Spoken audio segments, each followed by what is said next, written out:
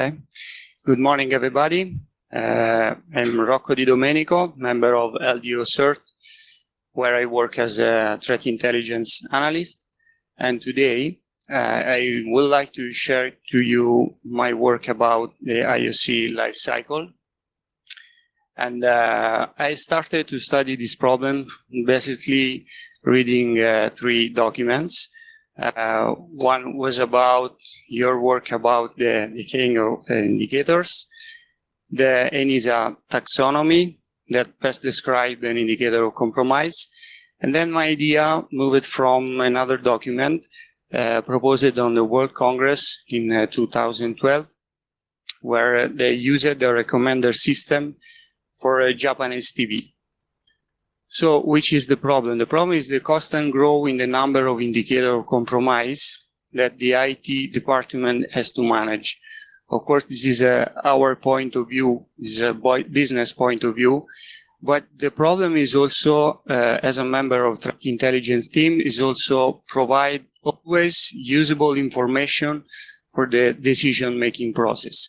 So the goal was propose a theoretical solution for the aging of the indicators, but also find a solution to improve the output of the threat intelligence activities. And the idea is an approach based on collaborative analysis using the taxonomy that best describes the indicator. So the parallel between the recommender system and our approach is that the recommender system has the goal is to generate meaningful recommendation to or from a collection of users for items or products. So in our case, the meaningful recommendation could be keep or discard an indicator as malicious. Collection of users, we can use the threat intelligence feeds as a collection of users. And items, of course, are our set of IOC that we can use as input. From the idea, this is the model. So we use an indicator of compromise list as input. We use the API Cortex, and we are going to calculate the source rate. This is the rate calculated from each threat intelligence feed for each indicator. Then we finally calculate a final rate, and at that point we can take a decision about the indicator.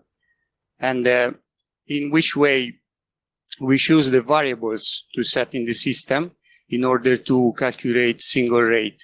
We use the IOC data model promoted by LDO CERT that best describe an indicator.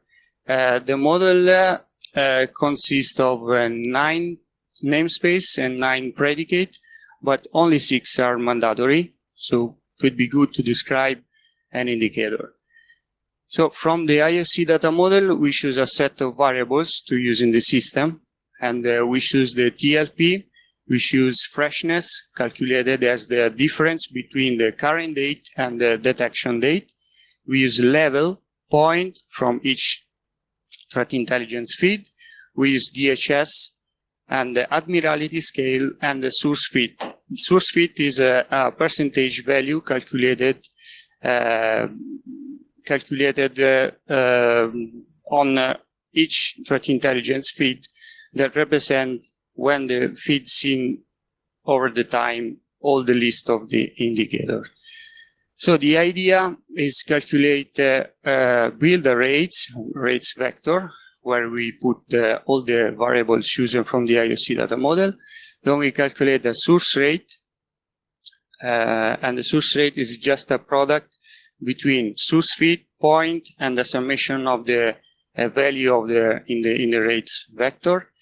And at the second stage, we obtain a matrix. And in every row, we have the IOC and the single rates calculated by each feed.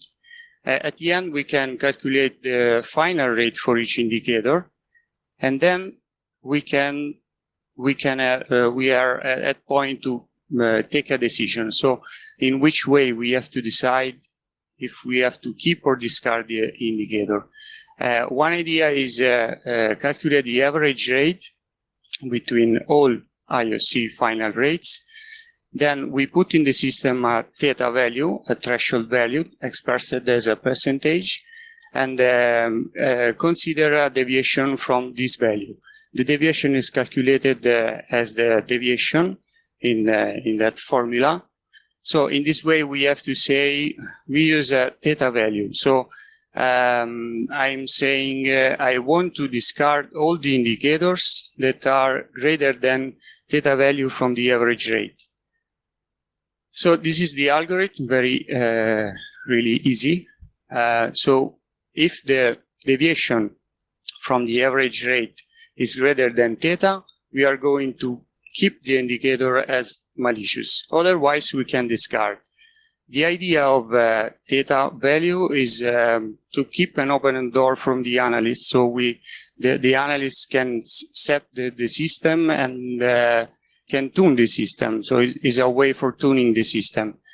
I developed a small application to test the algorithm using the Hive training virtual machine with Cortex, a number of analyzers, commercial and free, and a Linux environment to run the application, developed in Python in version 3. The name is Selegans, because Selegans is a microorganism, is very small, and its DNA consists only of 942 cells. So it's really easy to study the aging of the cell. So this is some result. I put it in the system a list of indicators, and we can see two lines. The blue line is the average rate calculated, and the red line is the trend of all ratings calculated. So below the blue line, we can see the discarded indicators, and above the blue line, we can see the IOC we are going to keep as malicious. The result was to understand if the algorithm is correct, and that's why I put it in the list 6 IPv4 for sure malicious, about 30 suspicious, and here we can see some results. So from 1 to 65, we discarded the indicators. From 67 to 100, the indicators were really malicious. So the system, in this case, was good. Some other tests we can do on the system is varying the number and quality of the threat intelligence feeds, and varying the quality of IOC in terms of associated risk, and varying the threshold value. And why not estimate how much feeds are collaborative in the same set of the IOC, because the system wants to be a collaborative system. So it's really important to evaluate the quality of the threat intelligence feeds, and then recognize groups of indicators with a common pattern. I started to do some tests with neural network and some kind of clusterization, because when I ran the system, I gather much more information from the threat intelligence feed.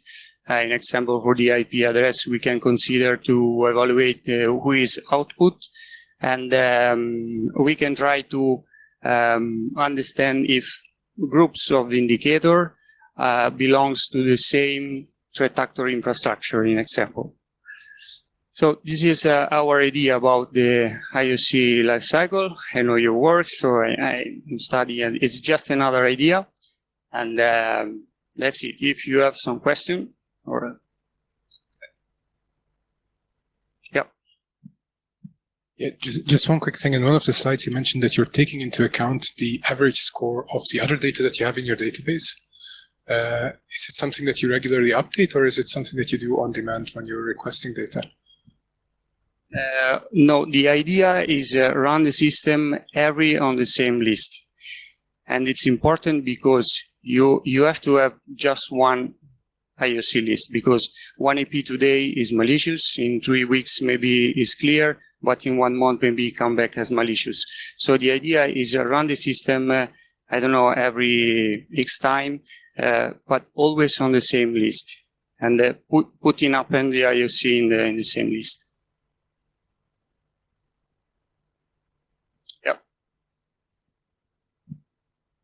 It's about on the same lines, my questions, except when I saw your graph earlier on the average, and the average was a constant value. So I would just, when I saw that, I was just wondering why it's not moving. It's kind of the same lines, but I'm still like stuck on why it's the same. This is the average, so it's a constant values. The average of all ratings, calculated of all ratings. Yes. At this time, yes. Yeah. And here is good also evaluate maybe some standard deviation. With standard deviation, here you can understand if all threat intelligence feeds are in which way are collaborative or not. In fact, here, not all threat intelligence feeds were really collaborative because I put some 6 IPv4 malicious, but they are coming from the APT group, so maybe not all threat intelligence feed knew about that IP. Yeah, it was just a test to understand if the system was collaborative between all threat intelligence feed.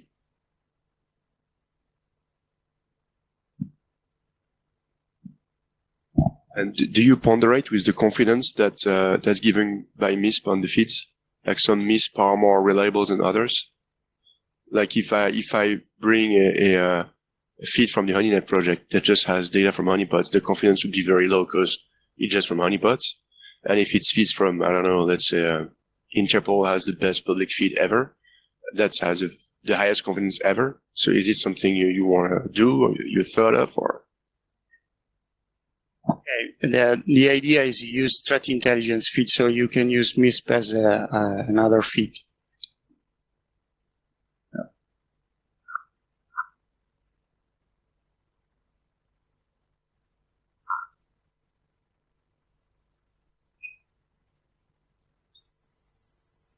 Just a small question. Do you already have some ideas on how you will implement it in MISP or how you will integrate your small tool that you wrote with MISP itself? So maybe we should have a chat later on because we'll see later on, but we have some ways to help you integrate it with MISP.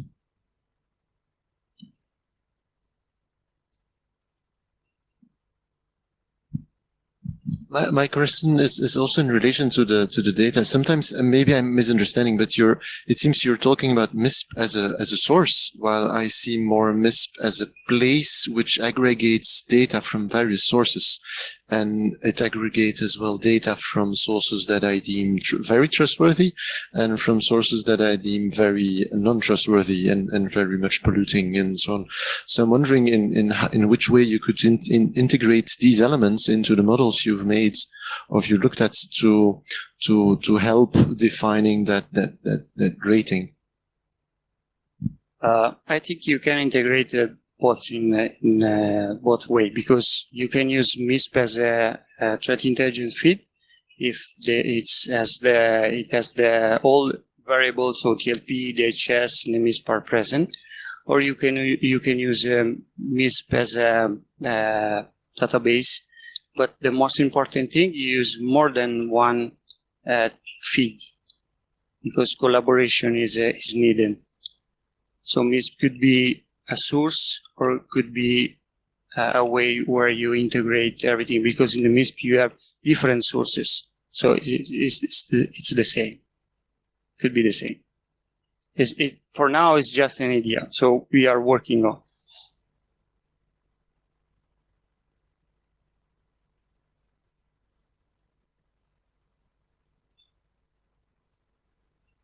Okay, prediction, you mean? Yeah, because this kind of systems or recommender system is used to make a prediction. So you mean here, right? Okay. Yeah, because we don't want to predict anything. I want to be sure. So I don't want to make prediction about an indicator of compromise. Yeah, at this moment, I don't trust the machine learning for this problem.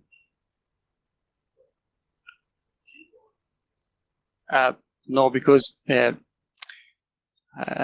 not sure about, because depend on the source. So you have to trust to the source.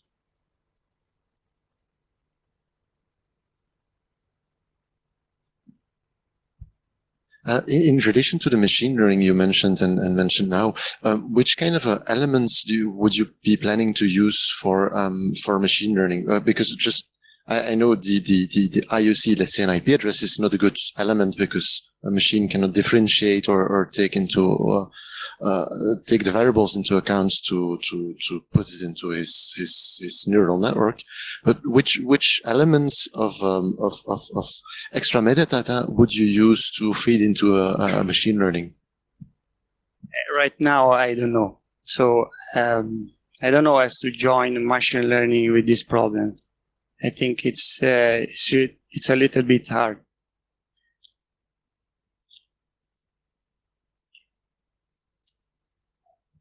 Thank you very much.